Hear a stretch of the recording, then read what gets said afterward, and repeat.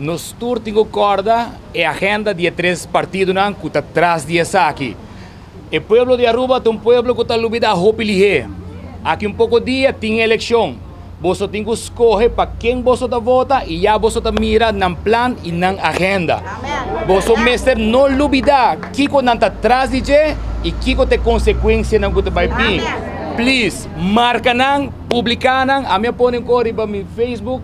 Não tem medo, para sobre hora que você visa coisas não bom, não te chamamos homofóbico, não te visa botar hate speech, botar montão de coisas, mientras que esse não tem ponto. Nós está querendo que tenha respeito, tenha valor e tenha moral.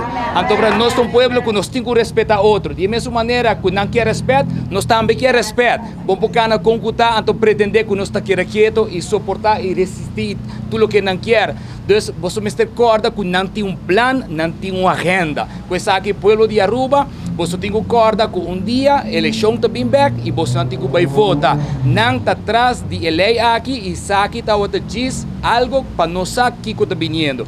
Me quero mencionar que tem uma lei que o ordem entregar que vai passar do parlamento e nós queremos vice parlamentário não.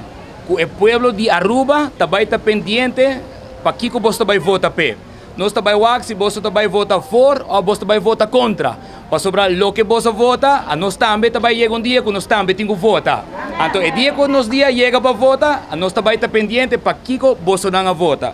Vita quer o parlamentário Misha Raymond, ela visa algo em Facebook, para minha vai buscar de sua page de raiz. Então, ela visa que ela quer aqui um momento histórico de afirma que não está assim. E de verdade, é um momento histórico. Passou a vagamunderia aqui, nunca ia passar a Aruba. De verdade, essa aqui também cambia a história de Aruba.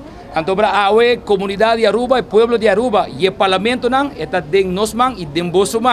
Para fazer algo e manter a lei e manter a coisa da maneira que Deus quer. Então, nós queremos aqui atrás, nós queremos acordar todo o 21 parlamentário não, que o povo põe bolso não, e o povo está papiando, o povo está avisando, nós queremos coisas da maneira que não está.